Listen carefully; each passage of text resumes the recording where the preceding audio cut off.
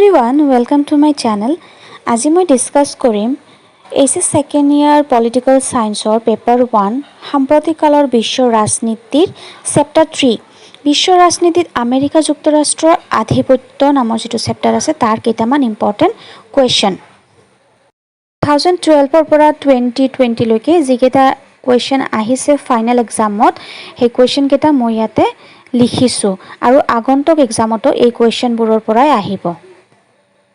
first কোৱেশ্চনটো সুধিছে আমেৰিকাৰ আধিপত্য প্ৰাধান্য তিনিটা বেলেগে ব্যাখ্যা আগবঢ়োৱা এই কোৱেশ্চনটো খুব ইম্পৰ্টেন্ট হয় যে আমেৰিকা যে বিশ্বত সুপাৰ পাৱাৰ নাম্বাৰ 1 কোন কেইটা ক্ষেত্ৰত সুপাৰ পাৱাৰ হে ভাগ তিনিটা সুধিছে ইয়াতে তো কঠোৰ ক্ষমতা হিচাপে নেতৃত্ব এনেকুৱা তিনিটা ভাগ আছে কঠোৰ ক্ষমতা হিচাপে নেতৃত্ব গঠন বিষয়ক ক্ষমতাৰ নেতৃত্ব আৰু এটা হৈছে নৰম ক্ষমতা হিচাপে নেতৃত্ব এনেকে তিনিটা ভাগ আছে আৰু ইয়াতে যে কলো যে কঠোৰ ক্ষমতা হিচাপে নেতৃত্ব এইটোৱে বুজায় যে আমেৰিকাৰ যেটো সামৰিক সাইট আমেৰিকাৰ যেটো সামৰিক ক্ষেত্ৰ হেতুত কিন্তু অত্যাধিক শক্তিশালী ভয়াবহ আৰু কৌশলী হয় আমেৰিকা আৰু আমেৰিকাই এক বুজন পৰিমাণৰ অৰ্থ সামৰিক বাহিনীৰ নামত খৰচ কৰে বিশ্বৰ যিকোনো দেশক মানে ঢুকি পাব পৰাকৈ আমেৰিকাৰ সামৰিক বিভাগ শক্তিশালী আৰু এই সামৰিক বিভাগটোক বুজোৱা যেটো ভাগ এটো হৈছে কঠোৰ ক্ষমতা হিচাপে নেতৃত্ব বুলি ক'লে এই ভাগটোক বুজাব গঠন বিষয়ক ক্ষমতাৰ যেটো নেতৃত্ব বুলি ক'লো এই ভাগটো আকৌ স্পেশালি অৰ্থনীতিৰ লগত জড়িত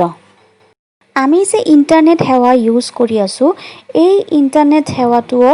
আমেৰিকা যুক্তৰাষ্ট্ৰৰ সামৰিক বিভাগে 1950 চনত গৱেষণা কৰি উদ্ভৱ কৰিছে আৰু এই ক্ষেত্ৰত আমেৰিকাই গোটেই বিশ্বৰ ইন্টাৰনেট সেৱা নিয়ন্ত্ৰণ কৰি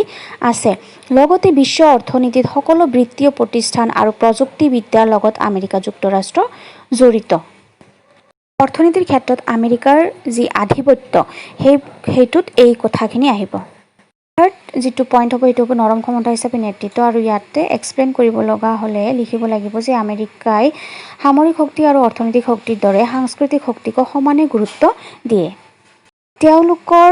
সাংস্কৃতিক নেতৃত্ব পৰিপক্ক আৰু প্ৰলোভনকাৰী তেওঁলোকে গণতন্ত্ৰৰ ধাৰণা নাগৰিক স্বাধীনতাৰ ধাৰণা নাগৰিক অধিকাৰৰ ধাৰণা আদি এনেভাৱে প্ৰচাৰ কৰে যে সেই ধাৰণাসমূহক বিশ্বৰ অন্য ৰাষ্ট্ৰবোৰে গ্ৰহণ কৰিবলৈ বাধ্য হয় ফাৰ্স্ট কোৱেশ্চনটো তিনিটা আধিপত্যৰ বিষয়ে একেলগে সুধিছে গতিকে এই তিনিটা ভাগৰ বিষয়ে অলপকে এক্সপ্লেইন কৰিব লাগিব আৰু কেতিয়াবা এক্সামত অকল এটা পইণ্ট উঠাই দিয়ে যে কঠোৰ ক্ষমতা হিচাপে নেতৃত্ব এটো এক্সপ্লেইন কৰা তেতিয়াহলে অকল সামৰিক বিভাগটো যে শ্ৰেষ্ঠ সেইখিনি লিখিলেই হ'ব